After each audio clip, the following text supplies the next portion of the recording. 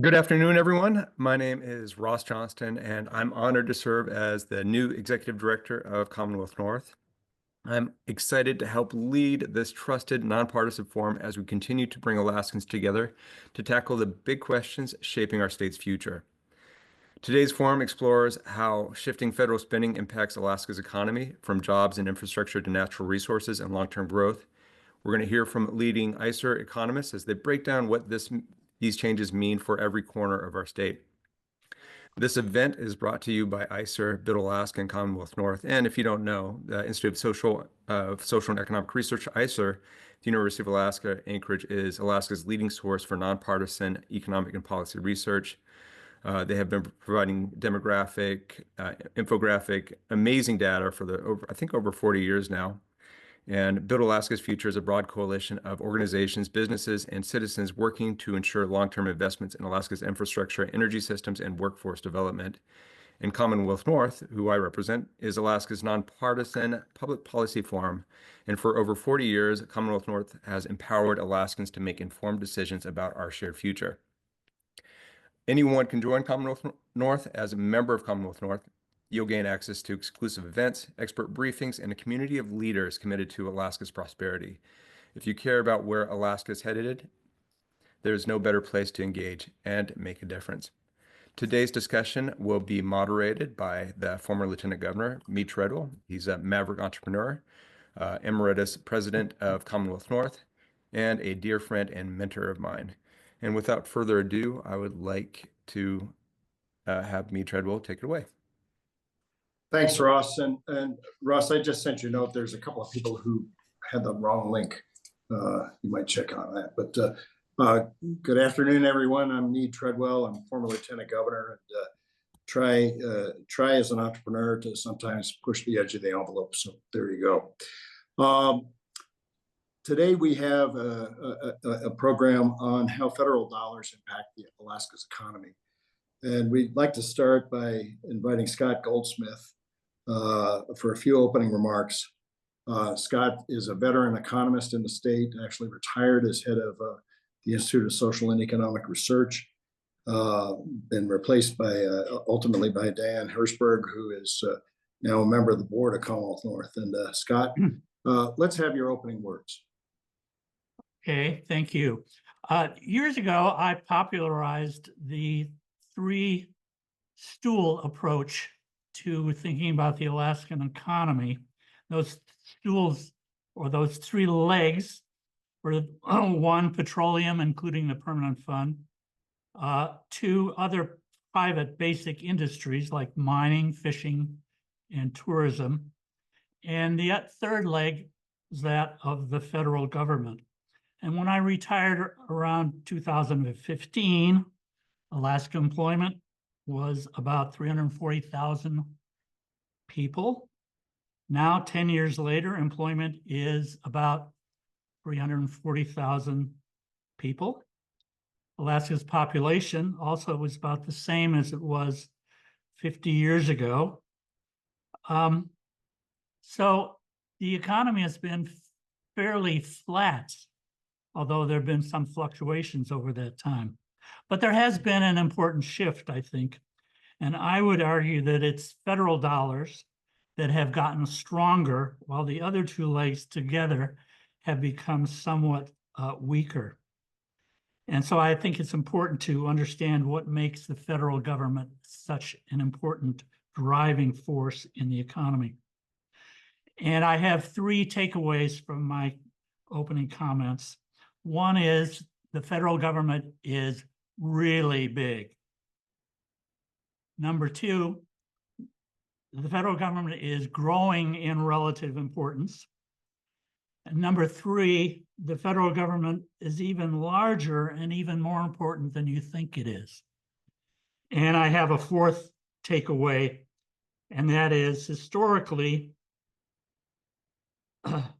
federal spending has been relatively predictable and stable. Now, I just want to go through what I consider to be the 5 elements of federal dollars coming into the state. And I'll give you some figures, but I don't have exact numbers. because I've been retired for 10 years. But we're looking at, I think, somewhere between 13 and 14 billion dollars flowing into the economy each year from the federal government. Before I go through these 5 categories, I just want to provide some comparison, and that is that the mining sector, which includes several world-class mines, has a wage and salary bill annually of about $450 million, which sounds like a lot of money, and it is. But in comparison to the federal expenditures, it's relatively small. Okay, here we go. The 5 main ways. Civilian departments, like the Department of Interior, the Post Office, and so on, provide nearly $1.5 billion in wages and maybe half as much in procurement. And of course, that expenditure facilitates commerce or gets in the way of commerce, depending on your point of view. Number 2, the military. Most recent year, $4.7 billion in wages, procurement, and retirement. That's big for Alaska. It's small nationally, but we are 3rd in the nation in terms of per capita expenditures for military purposes. Number 3, grants to governments. In the most recent year that I have data for, $6 billion, the highest per capita of any state in the union, and that's for operations and capital expenditures. The biggest categories being Medicaid, highways, Indian Health Service, and airports that together make up about half of the total. And of course, recent growth in expenditures has come from Biden's Infrastructure Investment and Jobs Act and the Inflation Reduction Act. And under that program, there are a number of new grants that are, surprise to me, much larger than I would have expected, like a broadband expansion grant of $1 billion for the state. Now, these grants, of course, support and facilitate many private sectors of the economy, like health, transportation, and communications. I just mentioned that the largest of these categories is Medicaid. That is now a $3 billion program, $2.25 billion of which comes from the federal government, the rest being kicked in by state government. Number 4, payments to people. This is dominated by Social Security at $2.2 billion a year, and Medicare, which is health care for the elderly, at $1 billion. And these 2 programs cover about 115,000, mostly seniors. This category has been growing particularly rapidly in the last 10 years because the senior population in Alaska has grown by 60%, the fastest of any state. And although our overall population is unchanged, the number of non-retirees or non-seniors has had to decline to make room for all the seniors. And that's gone down by 45,000. Now the senior population is close to the national average. The incredible number of grant programs that the state provides to the Alaska really came home to me this morning at breakfast. I was talking to my wife, and she pointed out to me that the Social Security Fairness Act, which was just passed, has pumped $3 million into my zip code in the last couple of months. So there are just all sorts of programs that you've never heard of, and they're bringing money in. The last category, loans and insurance, which really shouldn't be new money coming in, but is because not all those loans are repaid. Some of them, the the federal government has to pick up the tab for. Of course, in addition to direct expenditures, there are many ways that policy at the national level impacts Alaska. I'll just mention what some of them are: tariffs, DOGE, regulations, tax policy, interest rates, the stock market, immigration, the strength of the dollar. And with that, I will stop talking and turn it over to my younger colleagues at ISER. Thank you.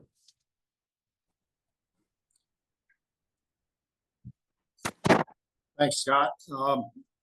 I'm going to introduce your younger colleagues together and let them hand off between each other. I'm just going to comment real fast on your policies. Don't forget natural resource availability, land policy, and permitting policy that also affect the economy of Alaska, at least things that Commonwealth North has looked at quite a bit. Right. We have three panelists from ISER, and I'm going to start by saying Brock Wilson is the research assistant professor there, and he focuses on the effects of pension generosity on the Alaska labor market and the transition from defined benefit to defined contribution plans, which has been a big issue in the legislature. Dr. Wilson is a PhD graduate of the University of Oregon. Mike Jones, our second speaker, is research assistant professor at ISER as well. He specializes in the impacts of transportation, infrastructure, and supply chain performance on economic development. His PhD comes from North Carolina State University. And Brett Watson is an assistant professor of applied and natural resource economics at ISER. He examines how natural resource wealth is created, managed, and distributed with an emphasis on public policy and commodity markets. And his PhD comes from the Colorado School of Mines. I'm going to just ask Brock to get started. I know the three of you guys have got some slides to do, and then we'll open up to about 20 minutes of Q&A. Thank you. All right. Well, thank you for the introduction, Mead. So I think I don't want to retread too much of the ground that Scott covered here, but I always think that it's useful to ground these conversations in just a bit of a level set. Where's our economy today? And how does that compare to where our economy was a couple of years ago? And how does our economy today compare to the US economy? And then I'll also provide a few thoughts on outlook. So as Scott mentioned in his opening remarks, our economy today coincidentally sits almost exactly where it was when Scott retired in 2015. And we can look at this kind of economic level, both in terms of employment on the left side of this figure here, or our gross domestic product on the right. As Scott mentioned, there's been fluctuations over these two values over this time period of the last 10 years. That fluctuation started in 2015 when oil prices came down considerably because of some moves by OPEC.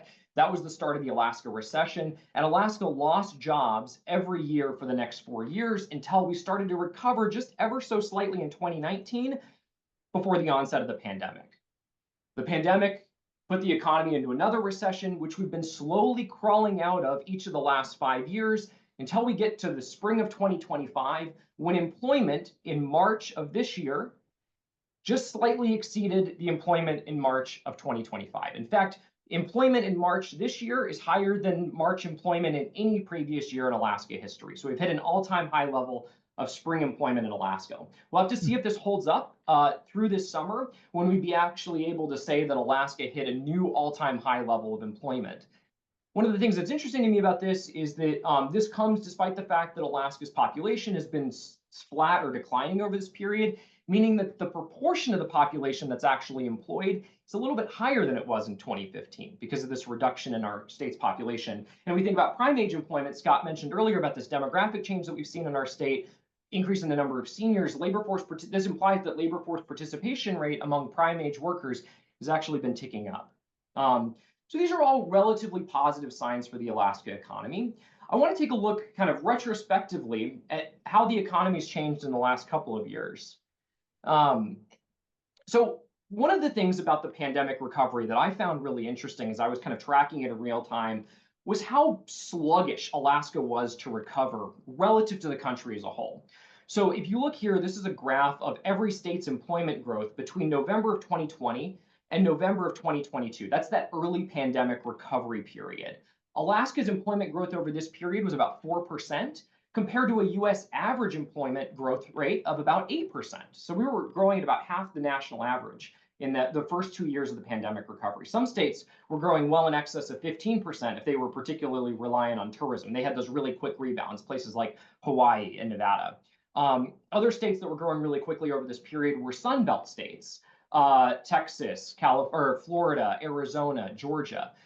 These were states that were growing pretty robustly prior to the onset of the pandemic. And so one of the takeaways here, if you look at the states that are kind of on the right-hand side of this figure versus the states that were on the left-hand side, so that the states on the right-hand side, those that were growing fastest after the pandemic, were actually those that were growing in kind of the most robust ways before the onset of the pandemic. They had the engine in place to spur that growth. Whereas the economies that were growing more sluggishly after the pandemic were also the economies that were growing in a more sluggish way before. What's interesting to me is this pattern now has almost completely reversed itself. Now Alaska, for the last couple of years, has been leading the country in employment growth. Between November of 2022 and November of 2024, Alaska's employment growth was about 6.3%, whereas almost double the national average of 3.3%. So as the national economy has slowed down, Alaska's economy has actually accelerated. And there's many reasons for this national slowdown, including kind of an intentional policy on the part of the U.S. Federal Reserve to try to put a little bit of downward pressure on the U.S. growth rates, try to make sure that the economy is not running as hot as it was during that immediate period after the pandemic. So in some ways, the Federal Reserve is happy to see maybe a slowing national kind of this so-called soft landing that the Fed has been trying to target.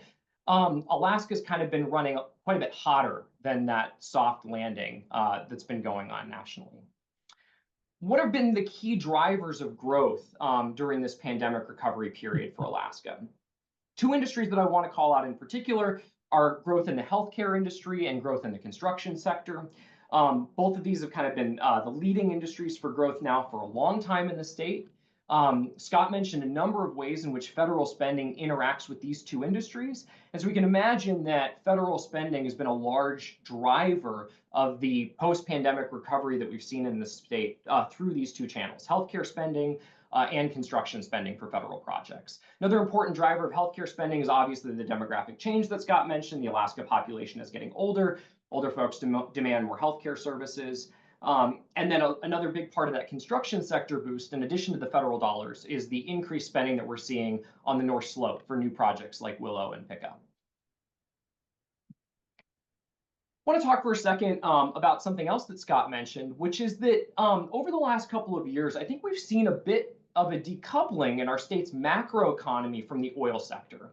When Scott wrote his seminal seminal research report on the Alaska three-legged stool, that coincided with the time that oil's impact on the state's economy was basically at its peak.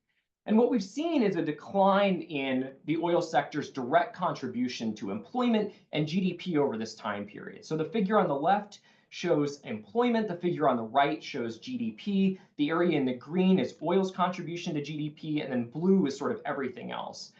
And what you can see is that oil's percentage in terms of its direct contribution to the economy has been declining over this period. Oil prices are quite a bit off where they were 10 years ago. 10 years ago, oil was sitting around $100 a barrel. Today, it's closer to 75, although I haven't checked the markets today. There's been quite a bit of volatility in commodity prices recently. And of course, production is also down. We're down about 15% in terms of the barrels that are flowing through the pipeline on any given day. And yet, as I mentioned before, our employment and our non-oil GDP are near all-time highs, despite the fact that we're seeing such a steep decline in our the oil sector's contribution to our state's economy.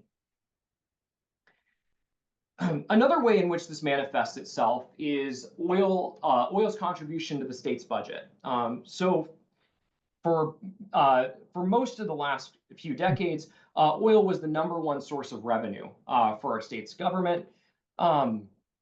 That share of revenue has declined pretty substantially in this period of lower oil prices and declining production from the slope. So you see here in this figure that blue area is the petroleum revenue flowing into the state's budget. The black part of the figure are contributions from the POMV formula or the withdrawals, direct withdrawals from the earnings reserve account that were previously used to fund the permanent fund dividend.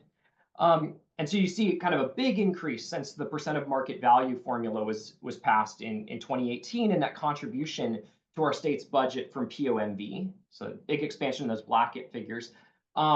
While that area in blue has shrunk quite a bit, maybe with the exception of high oil prices in 2022 and 2023. But one of the really dramatic things that I see in this figure is just the persistent increase in federal spending federal spending that's passed through our state's budget.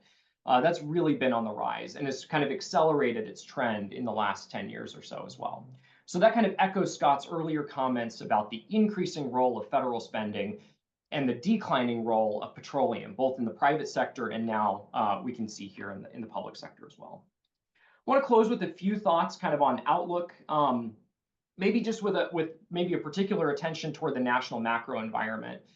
We got a GDP print yesterday showing that while aggregate GDP showed a contraction, that was mostly on the basis of some accounting related to net exports. GDP kind of on the hard or fundamental features of consumer spending or corporate investment was pretty robust, grew at 3% in the first quarter of this year. Employment growth continues to remain strong. Inflation kind of above the comfortable range that the Fed would like to see, but not out of control at this point. Consumer spending has been holding up. But what we have seen in the past couple of months is a real deterioration in the so-called SLOF data. So sentiment or surveys of consumer sentiment that are conducted by the University of Michigan or the Federal Reserve are near record lows. Consumers are really anxious about the potential implications of tariffs on the macro economy and are signaling that to survey takers when they ask. Business surveys that are conducted by the Federal Reserve, manufacturing surveys, all of them have a pretty grim outlook in the next 6 to 12 months and are signaling that in this so-called soft data.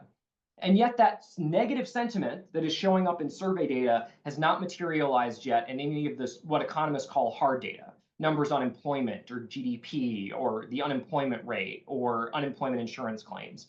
We're still waiting for signs of that economic softening. There's been a ton of volatility in the last month in financial markets, both equity and bond markets. I think that those are sending a real signal about some of the anxiety that traders are feeling, that markets are feeling about some recent federal action. But like I said, we still haven't seen those materialize on and kind of these main street indicators of economic performance of the macro environment. Obviously, Alaska's economy is somewhat decoupled from the national environment. Our economy is particularly reliant on commodity prices, fossil fuel commodity prices, metal commodity prices, impacts fishing and tourism. But we're not completely divorced from what's going on from the country as a whole. And if the country slides into a recession, it will be very difficult for Alaska to stay out of one as well. So I'm going to turn it over to Brock now. He's going to do kind of a deeper dive into federal spending and its particular impacts on the state.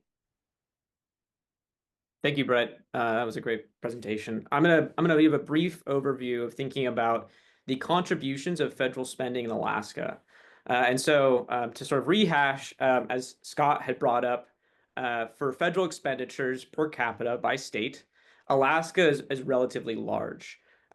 We expect approximately about $25,000 in expenditures per capita for a state. And this is, in perspective, the only states large are Maryland and Virginia. And so this is just, I think, in sort of the broadest way, there's a lot of money coming into the state from federal expenditures.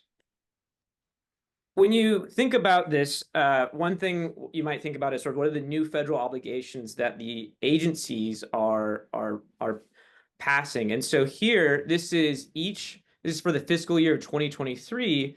This is that breakdown to see where those dollars are coming in from. And so for a large portion, that is coming from the Department of Health and Human Services, another large portion from the Social Security Administration, the Department of Defense, and Department of Transportation. I mean, if you have added up these top four, you get approximately 60%. And so that sort of says for these agencies, there's a large amount of money for Alaska. But to go a little further, thinking about these federal workforce impacts for Alaska has been a relatively challenging topic because the data availability has made it hard to measure, who's been cut, who's taken a buyout. So for now, the New York Times has put together a pretty good data set on confirmed buyouts and confirmed reductions. And I think this quote does a really great job of summarizing broadly. They're expecting approximately a 12% reduction of the 2.4 million civilian federal workforce. Now, the question is how much is this trickling into Alaska? So to begin, I note here that in this graph, this is federal civilian workers as a proportion of the labor force across states. And so Alaska is the third highest state with approximately 3.2% of the labor force as federal civilian workers. And so we're relatively large, right? We depend on federal civilian workers here. When we break that down further, a large proportion of that comes from the Department of the Interior, the Department of the Air Force, the Department of the Army. Approximately in 2024, there was 2,400 federal civilian workers in Alaska. 2,300 in the Department of the Air Force, approximately 2,000 for the Army.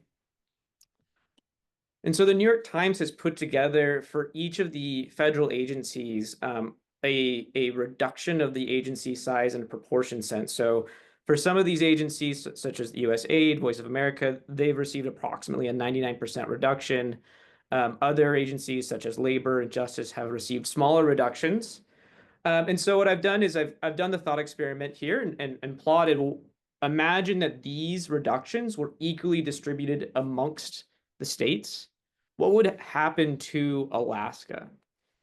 And so this is the proposed cuts, assuming again that these cuts are equally representative across states. That's probably not a fair assumption, but just to get some idea of which of the agencies in Alaska might receive cuts. And we can see here there's cuts in the Interior, the Transportation, our Agriculture, the VA, Defense, Commerce, Health and Human Services.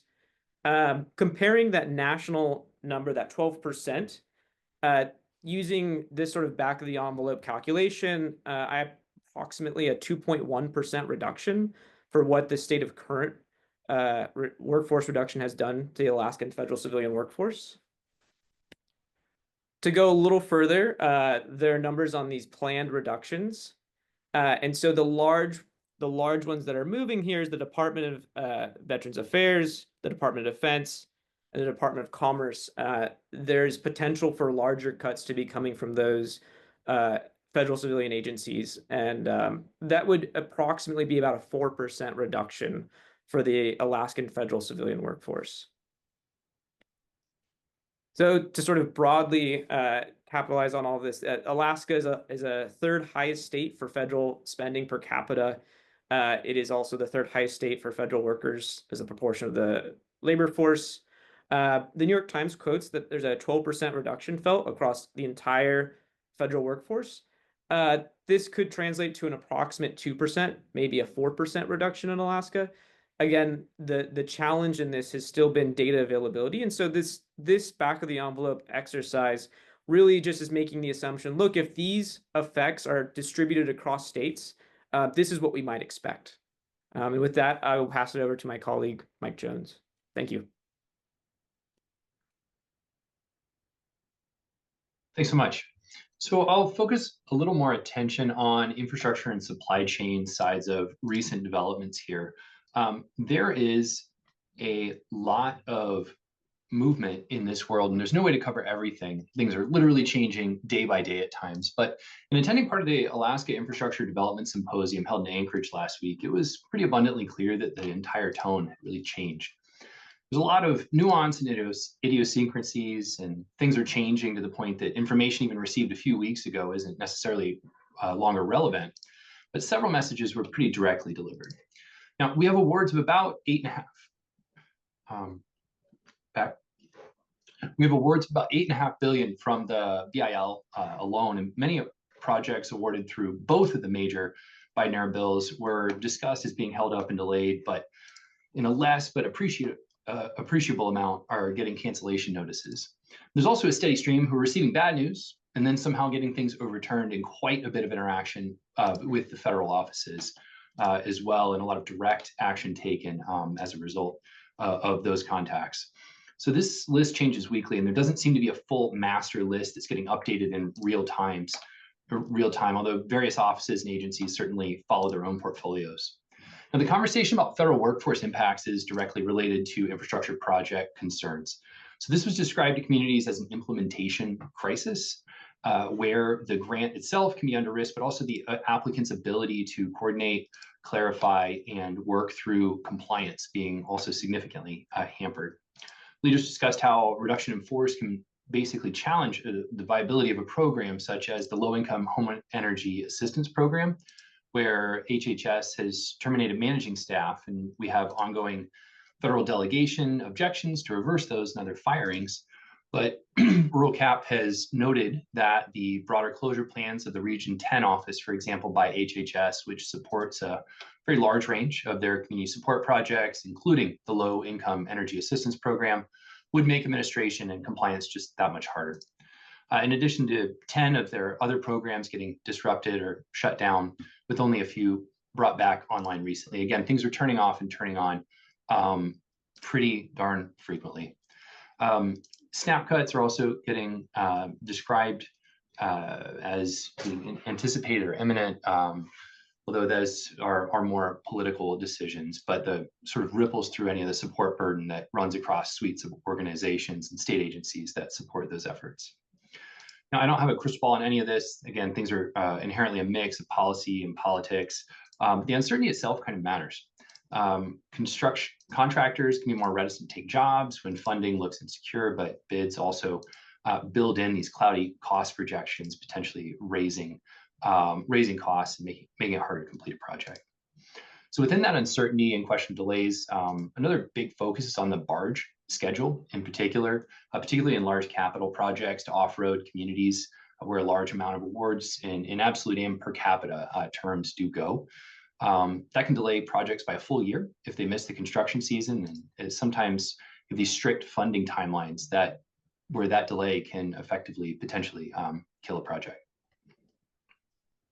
Now, on the energy side, we see a lot of federal enthusiasm now for Alaska projects through a dedicated executive order and other items in the fossil fuels realm. There's also some pretty clear opposition and disruption to other alternative energy programs.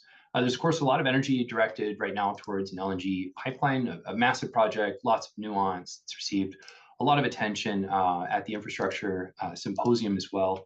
It's important that planning for this project timeline in particular might be more of a medium or long-term play, and projections certainly indicate a need to not lose focus necessarily on short-term mitigative action. But more on these shifts that are related to the federal sort of direct movement here. On the alternative energy side, Alaska Municipal League, New Energy Alaska, they've detailed about $700 million in grants and forgivable loans that they've deemed as highly vulnerable or directly challenged. These run from solar for all initiatives, the state and tribal level, grid resilience projects along the road system, et cetera. So at the symposium, Senator Murkowski actually specifically spoke about advocating for off-road alternative energy projects with the Department of Interior. And there's IRA funding that this list does include off-road wind projects to reduce diesel reliance in heat pump installation. So these also extend to projects related to climate resilience, which are, to be fair, broadly within a list of targeted programs.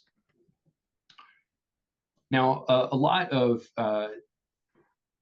sentiment also seems to be feeling that a lot of broader transportation, water, perhaps sewer projects are less directly targeted. So some good news here at core transportation funding being a little bit less threatened. Statewide Aviation recently gave testimony in the House that there were no real delays or funding challenges to the very large capital airport project needs, whether through traditional AIP program supports or these supplemental authorizations. Also, the FAA reauthorization bill last year provided about $125 million for some critical expansion for aviation weather infrastructure. I'm a little more close to those particular discussions. None of that appears threatened yet, although it's causing some natural nervousness. But that was moving just recently through the T&I reconciliation period that was allotted and seemed to be pretty optimistic there. Just to touch a bit on flurry of action in the trade realm, which has led to a lot of widely reported uncertainty. We have this settling a little bit maybe to across-the-board tariffs at 10% with some nuance, obviously, and in particular over 100% tariffs on China. So as tariff policy kicked in, spoken with some off-road retailers, for example, they've detailed to me their tariff exposure initially was, or is rather, much higher for China than Mexico or Canada. They were significantly more concerned about 10% tariffs on China than they were about 25% tariffs on Mexico and Canada, and that's certainly increased since then. About 7% of their food products come from abroad versus about 80% of non-food, so quite a bit of exposure. We've seen some well-documented nationwide evidence of front-loading imports ahead of policy implementation. Again, that may have shown up a bit in that GDP data that just came out as well. But more directly, there's a containerized shipment data provider called Vizient. They saw a huge 70+% increase in January of import bookings from China that's translated to a spike of landings in February. And then these orders obviously quickly dropped later. And so that is related to port landings. For example, LA's port manager expects US landings to really start seeing a real drop in May, expecting about 10% drop. If this continues through, it seems logical to expect it to continue to drop after that. But Alaska marine shippers have actually told me they are seeing a slowdown. Right now, we won't get April data for a week or two, but the most recent Port of Alaska monthly tonnage import data showed a bit of a slowdown year over year in January, actually, in particular. The red line being 2025, the dark blue line being 2024, although there's quite a bit of month-to-month volatility year over year in this data. But it seems perhaps to suggest that pre-tariff spike in March from orders got quite a big jump there from February up to March. We'll have to keep monitoring and see where and when the effects really start to bite. I do want to also note that ISER has been tracking statewide retail prices on some select goods for over a year or so now. It's part of a broader transportation economics project. We just got a USDA funding to flip that into a public dashboard. So I'm looking forward to being able to provide ISER data on tracking price impacts on real time as this sort of moves through the system and we see what actually bites. With that, I'll hand it back.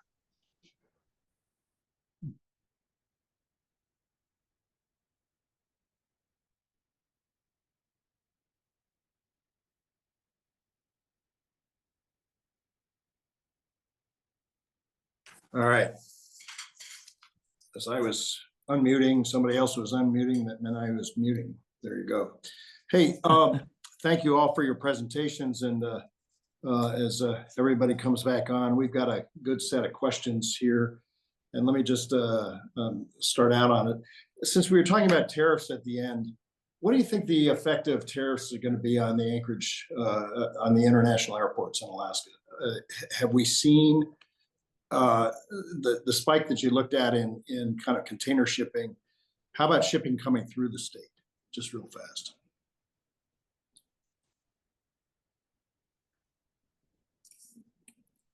Yeah, thanks, Sarah. So that's hard to respond to. It's hard to respond to directly, to just sort of be fair there.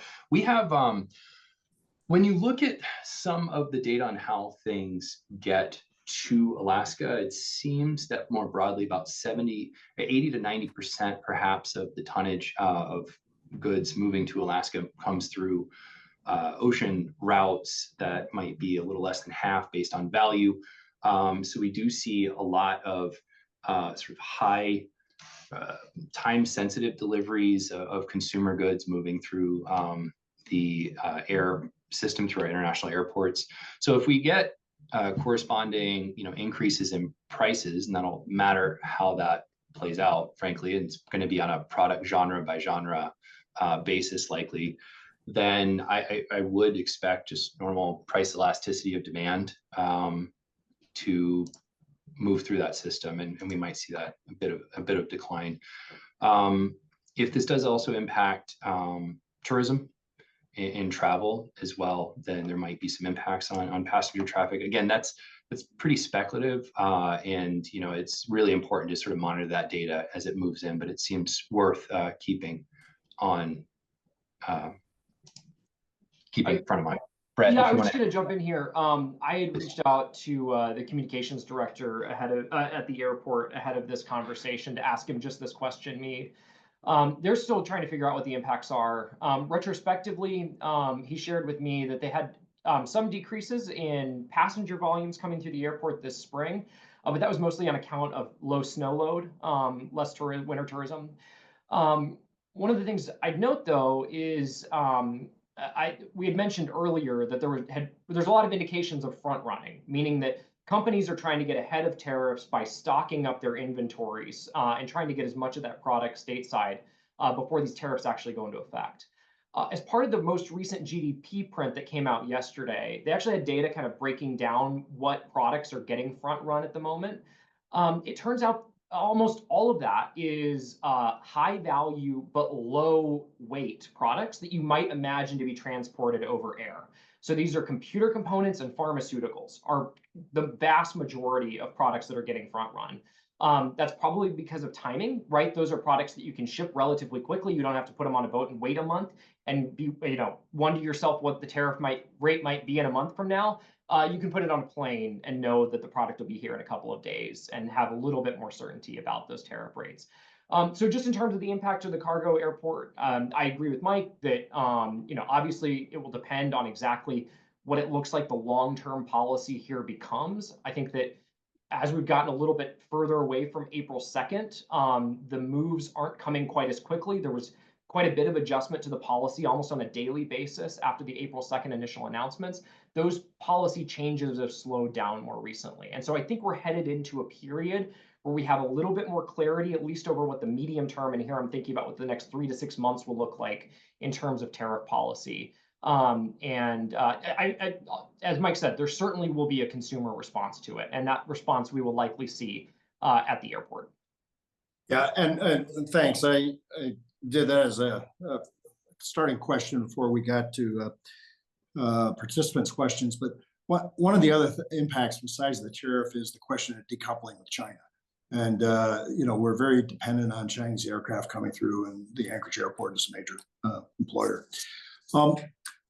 One of the first questions we were asked is whether or not, actually a couple of them, what will be the effect of the Trump policies on energy development? That was discussed a little bit in the slides. And is there any chance that we could look at better federal revenue sharing as kind of one of the statehood compact issues the Commonwealth North has watched over the years? But it's also one that there's at least one resolution on that pending in the legislature, and the governor's got a kind of a statehood defense issue there. So wondering if you'd looked at that.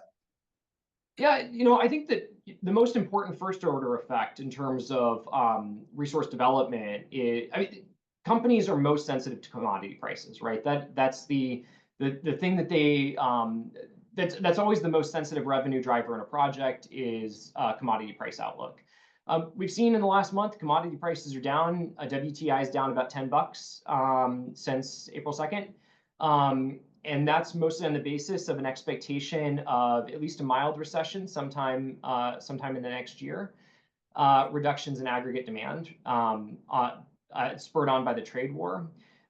Depending on exactly how large federal spend, short to medium term federal spending cuts look to be, you could also imagine sort of a hit to aggregate demand coming through that channel as well. And that will also have an effect on commodity prices and prospective resource development.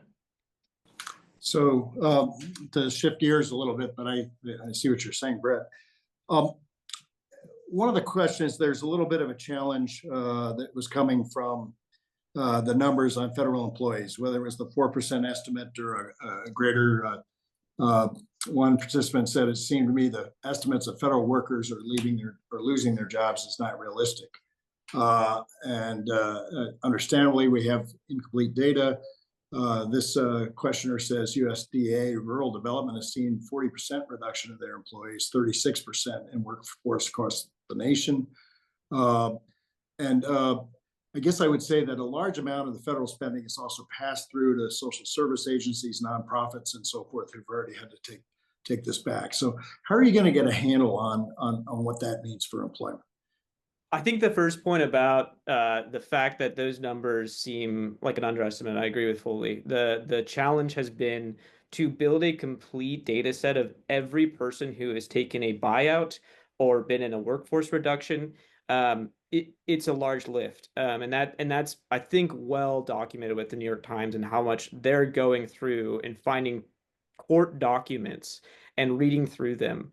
And so when I take those numbers, I take them with a grain of salt, knowing that uh, we have an incomplete picture until we can see actual payroll data, until we are able to see who actually was receiving dollars for a salary. Um, all we can really do is speculate. There's other data sources that we can try and rely on, but each of them is we're largely the analog I think about is we're putting together a puzzle in the dark, and we have different pieces, and we're trying our best to figure out what the full picture is. And so at best, what we do is we take a little bit of information from each source and try to figure out what the big picture is. But that is for me where I'm at. Taking also these numbers with a grain of salt, and if anything, thinking, these are the confirmed reductions, and we can I think say that some of them has been transpired. The Department of the Interior, for example, but other agencies have not. The data is just not there yet, and so agreed that fully this is an incomplete picture for now, and the goal in the next 6 months is to continue to build that picture and gather data.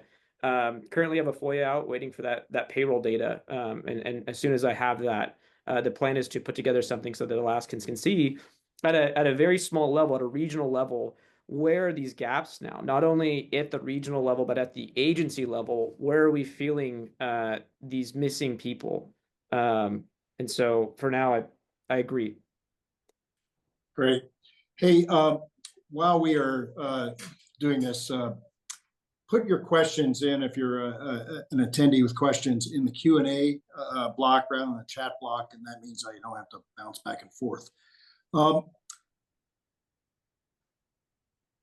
Lois Epstein's asked if Brett could break out or discuss the impacts of SB 21 on oil and gas revenue to the state. Her point is reduction in revenue from oil and gas not only depend on oil price and production rate, but also the state credits, such as what we're paying for Willow development. It's a little bit off our topic, but if you wanted to handle that real fast, Brett, go right ahead. I was going to say maybe Scott would like to take a crack at this. He was sort of part of the ISER team when they were doing contemporaneous analysis on SB 21, and I think mostly found that it was really, because of the sharp drop in oil prices that coincided with the passage of SB 21, it's really difficult to disentangle the two events from one another. I believe, Scott, this is just, you're probably better able to speak to it than I am. If I recall, most of the impact of the reduction of oil revenue that we saw around 2015 was the result of lower prices and lower production, and not because of the changing tax structure. But Scott, you're in a better position to speak to that. Yeah. Well, I would agree with your interpretation of what I did, which was a long time ago. And I've been out of the loop for so long that I can't really comment on more current events, except to say that conditions are always changing in the petroleum industry, and it is behooves us as a state to continuously monitor our relationship, our sort of fiscal relationship with the oil industry, to make sure that the industry is healthy and we are receiving an appropriate return on our investments. Yeah, it's Scott, maybe the last thing I'll add is that ACES was obviously a very progressive tax system. MEPA or SB 21 less so. And a more conservative or less progressive tax system works in the state's favor when oil prices are lower. And so if we think that we're entering into a future with lower oil prices, maybe it makes sense for the state to have in place an oil tax regime that's a little bit more conservative, that doesn't take as much when prices are high, but also keeps more when prices are low. Gotcha. Okay, well, I'm just going to put in a plug for a number of energy forums coming up at Commonwealth North, and Ross will talk about that.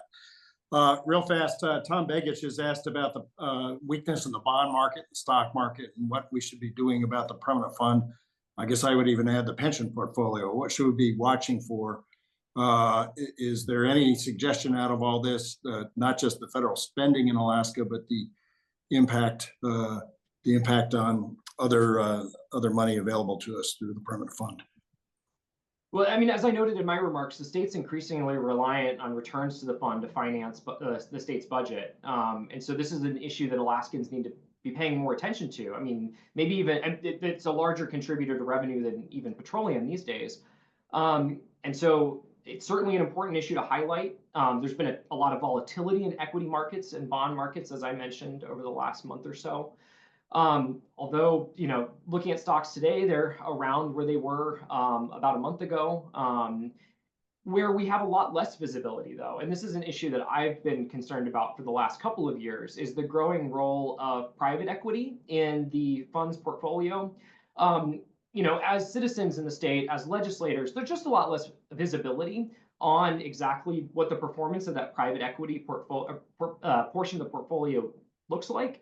And it's inherently more volatile, right? That's why there's been a shift on a part of on the part of hedge funds globally toward more PE investment, because there's higher returns in the PE space, but those higher returns incur more risk.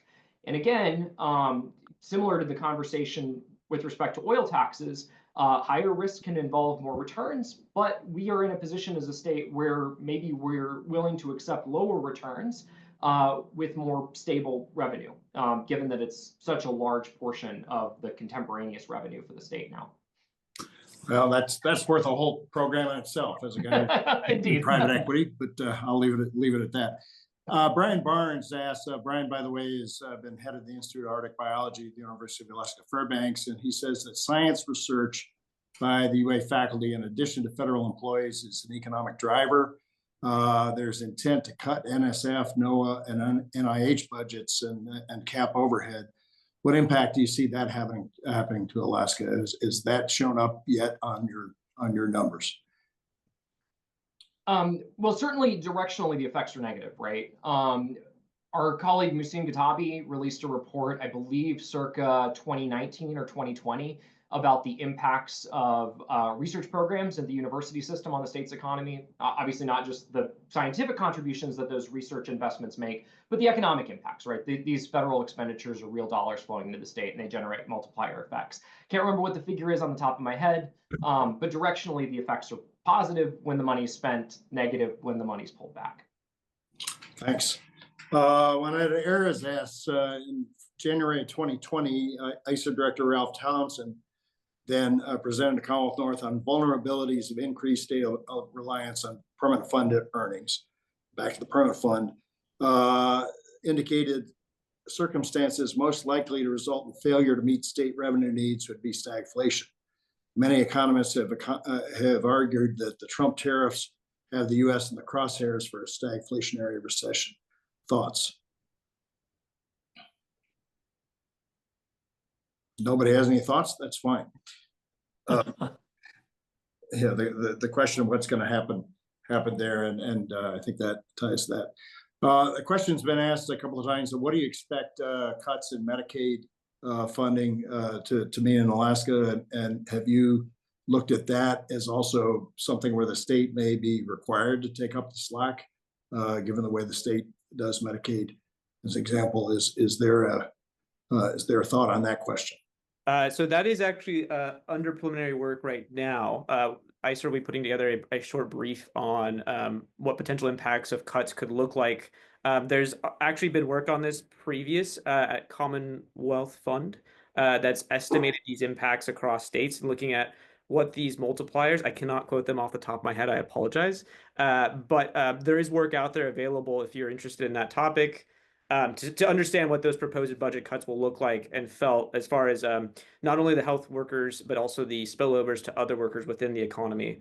And again, we are under work to have a brief 4-pager on this topic available at some point. Okay. Another question, this was, oh, go ahead. One of the, as I pointed out in my comments, the Medicaid budget in the state is running around $3 billion a year. And that's a significant portion of the total healthcare budget for the state. And to the extent that there are cuts in Medicaid, that's going to have a spillover effect on the overall health delivery system infrastructure in the state. And I think that one of the things that concerns people about potential Medicaid cuts is what would the impact be on the viability of the smaller hospitals in the state. So the impacts of cutting Medicare on Medicaid go way beyond just the reduction in the dollars coming into the state. Yeah. If I could just add on to Scott's comments, I do want to point out that in one of the slides that Brett showed, healthcare was one of the driving sectors for our employment recovery. And so we're talking about an extraordinarily important part of Alaska's recovery story here. And so, Scott, I think what you're saying is loud and clear, not only reductions in service and healthcare delivery to Alaskans, but the impact, the economic impact, both on employment and economic output of the sector.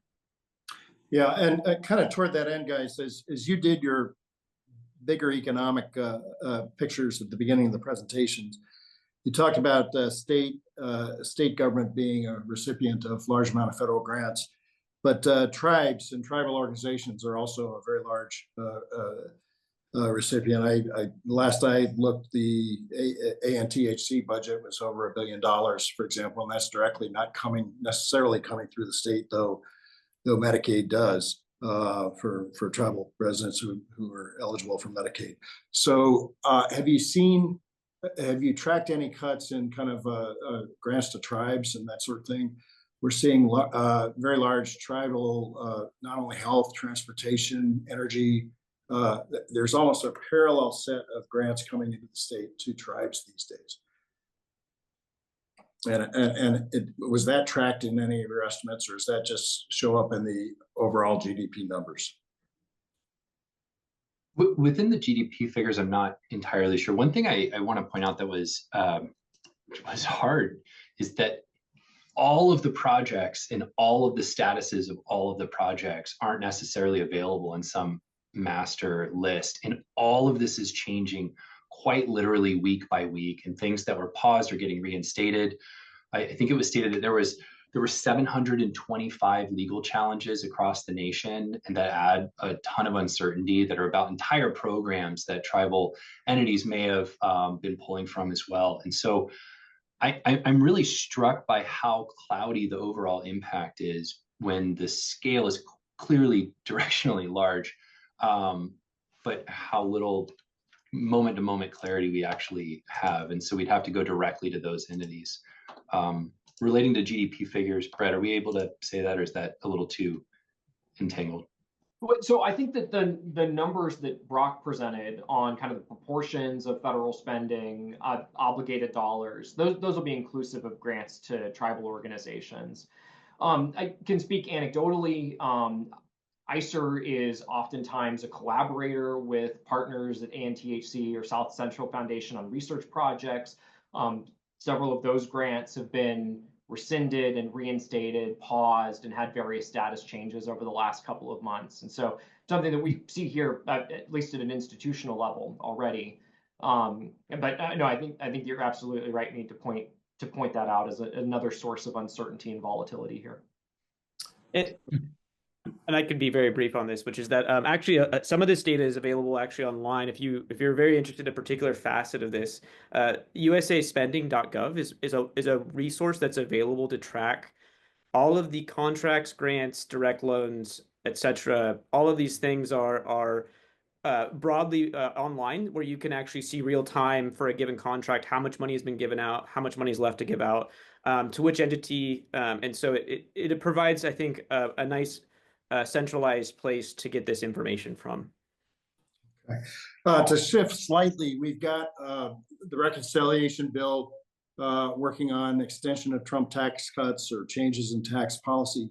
All told, in Alaska, with a large segment getting Social Security, if Social Security benefits are all of a sudden not taxed, what effect would that have on GDP here? Tips, we have a lot of people in the tourism economy. What effect would that have? Just any other changes that you see coming along in the federal tax area that might have an effect on our $70 billion a year economy at this point.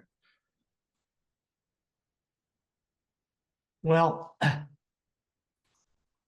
the budget. Ross, if you can, turn on Scott's video. Or Scott, turn on your video.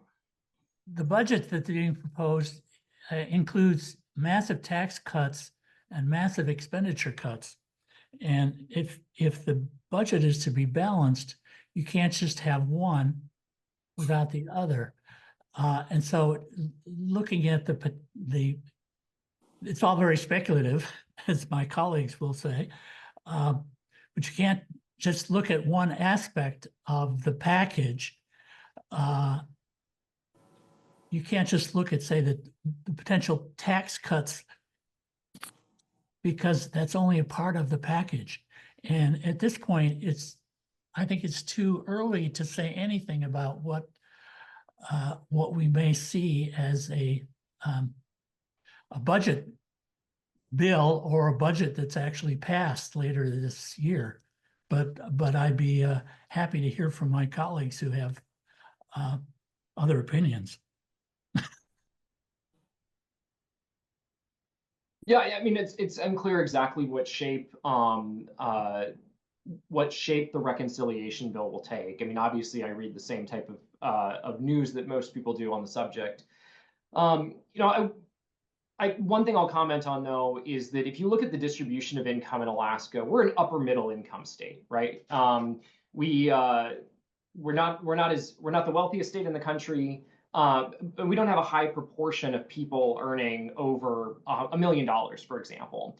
And so, you know, tax reductions that are concentrated on the upper end of the income distribution don't provide as much benefit to our state as tax cuts that are maybe targeted toward upper middle income people, say in the $80,000 to $150,000 or $200,000 range. So whereas we are disproportionate recipients of Medicaid expansion, for example, relative to other states. And so cuts there might disproportionately impact our economy relative to the benefits that we might receive from income tax reductions, or I guess extensions of income tax reductions, because that's current policy baseline.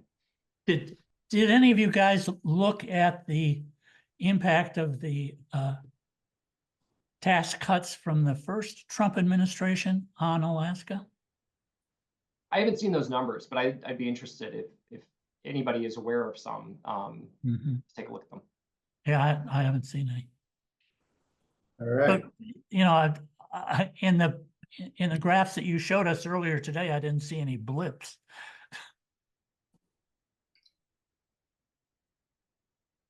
Yeah.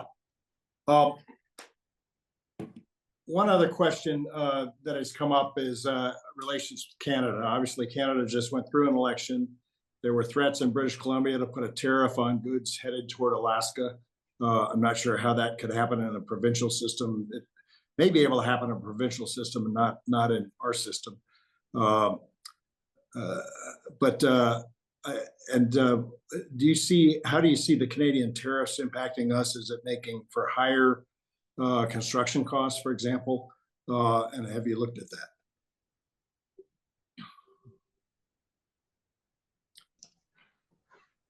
Yeah, thanks. I don't know if I'll be able to give a hyper detailed answer here, because we've looked a bit in depth on this. One of our bigger imports from Canada is actually fuel, and so we might see some potential impacts there. But you know, the total volume of trucked goods through Canada as a proportion of total goods entering Alaska appears to be fairly low, and it might be a meaningful I don't want to, put that down.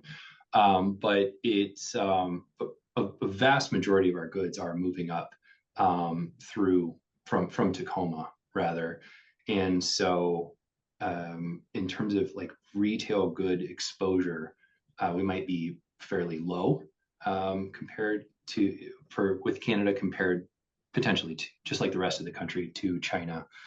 But a lot of the construction materials, I think we're going to feel a lot of the same impact that a lot of other states feel as well as in terms of general materials coming from Canada. And we're linked to those overall commodity price fluctuations as well.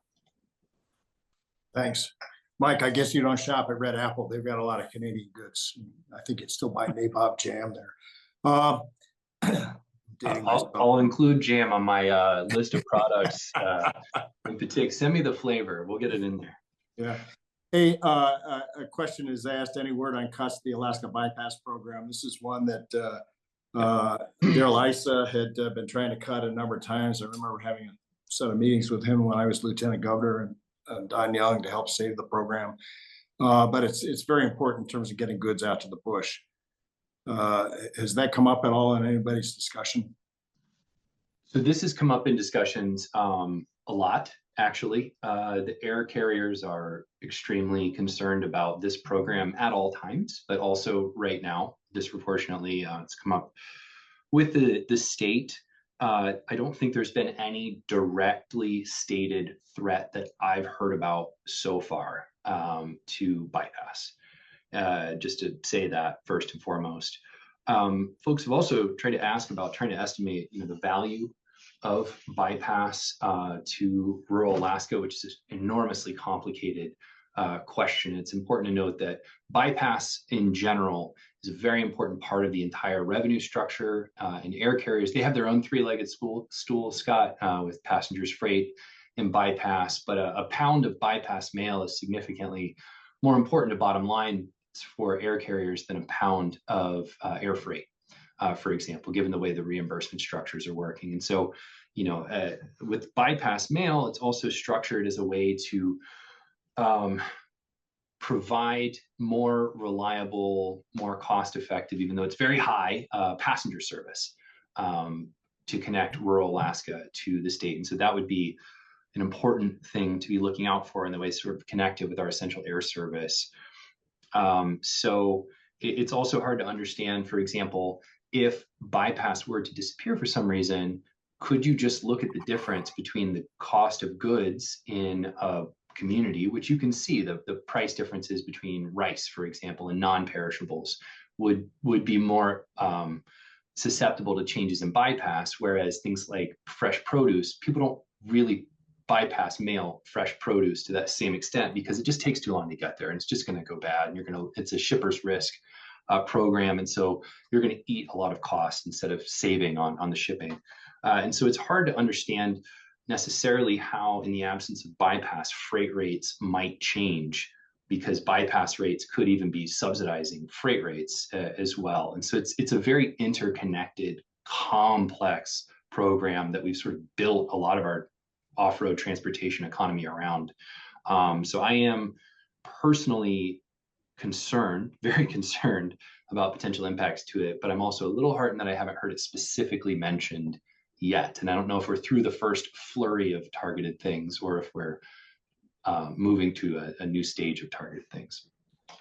So Ross, you tell me when we've got to wind this up, but let me just say we've got a couple of interesting questions. One was on libraries, Humanity Forum, museums, the elimination of the Institute of Museum and Library Science, the cutback of the Humanities Forum, and a lot of work going on around the state in that area.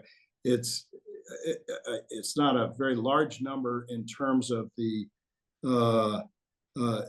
in terms of the overall GDP, but it's a very large number in terms of people doing that kind of work. Any comments on that?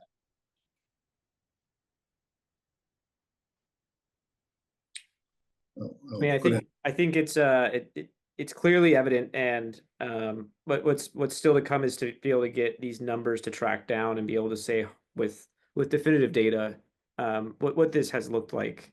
I think that's still what we're in search of. Great. A second question that was we haven't asked yet is, what does the current situation mean for entrepreneurial opportunity? Are there opportunities to kind of pick up the slack in some of these areas by the private sector that might actually be, positive for-profit opportunities? And have you looked at all at how would you also know if the Trump energy policy and these executive orders helping Alaska are actually working? Maybe a while before you see those numbers show up, but what are you looking for first? Yeah, so I mean, when I think on January 20, Trump issued an EO on Alaska. I can't remember but Alaska unleashing Alaska opportunity. And so I remember kind of doing the exercise in my head of trying to shuffle out the wheat from the chaff there. Obviously ANWR is such a long-term opportunity for the state that I didn't imagine anything actionable happening from a single EO toward ANWR development. NPRA, probably a bigger deal. There was a lot of land locked up under kind of one of the last out the door EOs that the Biden administration committed to. That was mostly reversed in the Trump EO. There's still, I think, lots of prospective development in the NPRA. The EO also targeted Ambler. I would kind of put that in the middle category of how big a deal that is. Unlocking Tongass for forestry opportunities. I'm not sure. Sea Alaska pulled out of timber, a couple of years ago, and I'm not sure exactly what the long-term prospects are for the timber industry in Southeast Alaska. And so I think that in terms of the things that are most likely to occur, I think that they kind of rank in decreasing order of importance, right? Meaning that Eisenbeck, I think, is probably likely to happen now under the EO. Relatively little, macroeconomic impact from the state perspective, but obviously very important to the communities there. And obviously a project that people have wanted to advance for a long time. So I kind of think about this kind of inverse relationship between the impact of some of these recent EOs and their probability of occurring. Brett, you and others, do any of you have anything to say about the potential impacts of any Trump policies, current or future, on fishing or mining? Yeah, so I might speak to mining for a minute. I've been involved in a few administration policy explorations around mining in the state. It's obviously a priority for the administration to advance, particularly intermediate stage processing activity. I think that they've been sort of frustrated at a lot of developers coming to them with fairly speculative prospects that are a long way from development. They're looking for sort of shovel-ready intermediate stage processing projects that they can make investments in through DoD funding vehicles or international aid funding vehicles. And so there might be some potential opportunities there for the state. I think Ambler is still a little bit too far into the horizon to advance in kind of meaningful ways on the timeline that the administration would like to see action on. But I think projects that are in more advanced stages of development, like Graphite 1, for example, might be able to benefit from some of the enthusiasm from the administration for resource development in the state. Yeah, and Scott, when you asked the question about fishing, I was going to just say, sorry, Gunnar Knapp's not here, but he's retired too. A very large portion of our fish output goes to China. And so we've got reciprocal tariffs messing up that trade chain. I'm not sure about the supply chain. And then we also have layoffs of NOAA employees in the state. And we're actually having a huge salmon crisis right now. So in terms of what you were describing of the other parts of the Alaska economy that are not, one of the directly three legs in the stool, this has been a huge employment. Are you seeing any impacts on employment sign up this summer, or any signals on how these these overall things are impacting the fishing industry? Yeah, so I mean, maybe one of the impacts that I'm kind of looking out for is potential disruption to HB2 visas. I know there's been a lot of focus on immigration action and whether companies will be able to secure those seasonal worker visas in a timely way for the summer processing season is something that I'll be monitoring. Whether or not the workforce will want to be here. I think that we've heard anecdotal stories of folks being a little wary of travel to the US. I don't know exactly. I'm not sure I've seen that shown up in the macro data yet in any of the hard statistics. But like I said, I'll be keeping an eye on those seasonal worker visas this summer for processing. You're exactly right, Mead, on the trade front. Alaska has a ton of trade exposure in seafood. I think something like 20 or 30% of Alaska pollock is exported to China. China recently instituted higher retaliatory tariffs against the United States, specifically on seafood products, including salmon, including pollock. In response to the last round of Chinese retaliatory tariffs as part of our mini trade war that we had in 2018, we saw dramatic decreases in exports to China. Likely that those exports were rerouted to other countries, but we did see a decrease in price. And it's a headache for marketing managers at seafood processing companies to try to find and develop new markets. Obviously, market development takes a long time for these processors to set up, the manufacturing supply chains in the countries where the products are headed. And those types of relationships, I think, are more difficult to make investments in when you're so uncertain about the long-term durability of the policy, right? You don't necessarily want to find new, secondary processing for your seafood products if you don't think the tariffs are going to be around much longer. And so they might just be eating it for a little bit. But obviously, that's a big impact to their bottom line today. Okay, my last question. Before I'm sorry, Ross- Mead, let me interject real quick, and I'm not going to stop anyone from asking more questions. Just want a little housekeeping. It is 1:15, which was the official ending, but that doesn't mean that you guys need to take off at this point. I just do want to mention to all participants that this is recorded. The recording plus the presentation plus transcript will be sent to all registered people. So just so you know, like if you do step off at any time, you can review the information later. Thank you so much. And Mead, and if you guys want, you can continue this on for another 15 minutes. I am perfectly okay with that, as long as the conversation is good for you guys. I was going to actually close with one bigger question, but it was also prompted by one that Greg Gleason has put in the chat. He goes, some traditional ideas of fiscal federalism assume states must turn to own source income if centralized revenue streams are reduced. And given the uncertainty and equity of bond markets, estimates of futures are way down. Goldman Sachs recently announced its average WTI oil future for 2026 at $56, which would be a very large chop out of the direct federal revenue, as well as money royalty going on to the fund. I was going to ask the question in a slightly different way, but keep that one in mind. We have a senator who's fairly high ranking on the Appropriations Committee and has been very frank in dealing with some of these issues here. We have a congressman and another senator who are very active on authorization committees. Dan is certainly in the on the Commerce Committee, Environment and Public Works, working to try to make the issues in the executive order work in the reconciliation bill.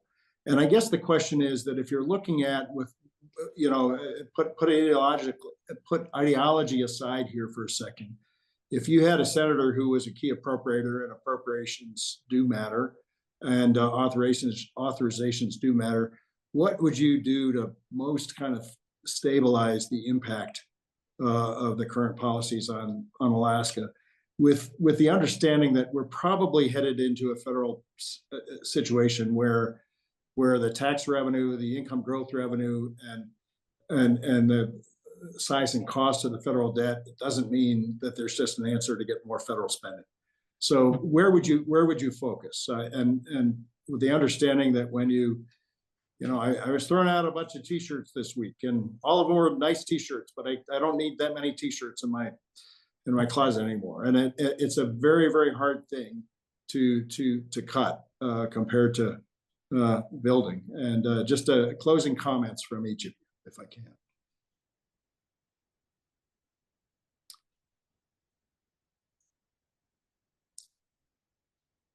Nobody takes the bait. Well, I would concentrate on the biggest numbers. Grant funding to the state, highways and airports are critically important, the Indian Healthcare Service. And then I would take note of the fact that the senior population in Alaska has grown so much in the last 10 years. And I'm part of it, but I really can't figure out why there's so many of us old people here compared to the number that were here 10 years ago. But that's a very significant change, and it has implications for federal dollars coming into the state. And I think we just need to be very cognizant and aware of that fact. Brett? Well, I might jump in here by offering the opposite answer, which is that no, to think about the few dollars that we spend in key places that really unlock a lot of economic activity in the state. I'm thinking about well-staffed federal agencies that do permitting for resource development. Nevada has been a real model at the BLM for quick permitting of their open pit mining operations. And that's because they have a well-staffed and well-functioning agency that produces those environmental impact statements and quickly gets permits out the door. That's not free, but it's close to free on the scale of cuts that we're talking about to the budget. And when I think about the economic activity that's unlocked from a robust resource development sector here in the state of Alaska, having the right people in the right agencies with the experience to be able to quickly advance permitting, I think is key for our state's economic development in the medium term. And so, like I said, the savings that you get aren't materially large from cutting agency personnel, especially agency personnel with a lot of experience that provide a lot of value on the industry side of things. And so, like I said, the savings aren't large. And so I maybe focus on protecting kind of these small pockets where there's a lot of leverage. Rock? I'm going to echo a little bit of both, which is, I mean, as an economist, if we had a few extra dollars, we should put it towards wherever the largest gain, the marginal gain from that dollar. Infrastructure, federal personnel, I think everybody has their own opinion, and I think that's fair. I think both of those are right answers here. And so I largely concede that I think those are probably good places for us to think about, especially smoothing transitions, right? As people are landing into unemployment, thinking about how we can and sort of smooth this transition for people. I think that's a component of thinking about what that looks like for the next coming few years. And Mike? Yeah, thanks so much. I'll echo that as well, and I'll give a little bit of a caveat saying my wife's a physician, and so I think potential cuts to Medicaid are just going to be such a big deal for so many reasons. Just to speak about what I'm closer to, when we're thinking about federal personnel and bringing in exactly what Brett was talking about, people that are enabling investment, and the delays to infrastructure projects seem like they're going to be significantly more prevalent than outright cancellations, or certainly almost ubiquitous. And so that's going to delay economic activity. I think concern about specialized programs that have broad-reaching, important consequences. Like, I appreciate the person who brought up bypass mail. I think we should be thinking really carefully about that, and maybe even thinking towards some contingency plans there. But overall, I hope some of the worst fears are able to not actually pan out, frankly, and I hope this is softer than we hope. And so I was trying to figure out a way to end this on a hopeful message here. But we've started this recovery, and I hope conditions are enabling us to try and continue it. Well, and Mike, just toward that end, to underscore what you were saying about infrastructure, you haven't seen cuts in the airport type budgets, and that was $300 or $400 million in the slide that you put up. I'm hearing signals that the governor is pushing very hard for 2 road expansion projects to turn shovels this year. So we'll see on that in terms of Ambler and West Susitna. And again, there's arguments about what each of them are going to do, but the fact is there may be that spending there.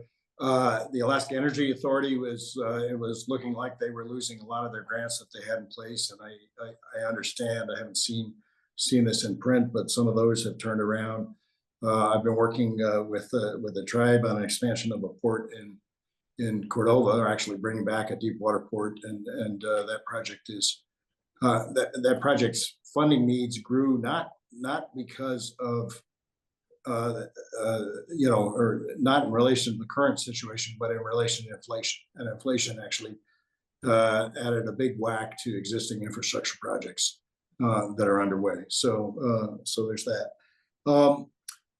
I guess the last thing I'll say, Ross, before I hand it all back to you to say goodbye, is this. Number one is thank you all for the work that you're doing.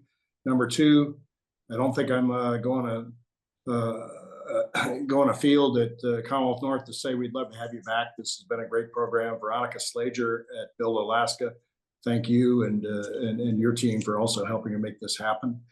And finally, you can expect at Commonwealth North, we will have more in-depth programs on the natural resource impact and the EO resumption of the energy study group. And Brock, I'm sorry, Mr. Johnston, that is your cue. Nope. Thank you, Mead. Just on my end, thank you everyone for attending. Thank you, Mead, so much. Thank you for just FYI, our next event is an energy forum. The location is to be confirmed, probably the Denali Tower, 16th floor. And then on May 29th at 5 p.m., we're going to have a member exclusive at the Port of Alaska with a few people presenting on tariffs and transportation. Thank you everyone so much. And once again, the transcript and video will be sent out once it is processed, and I have had an opportunity to send it out. So thank you to all once again, and have a good day. Thank you.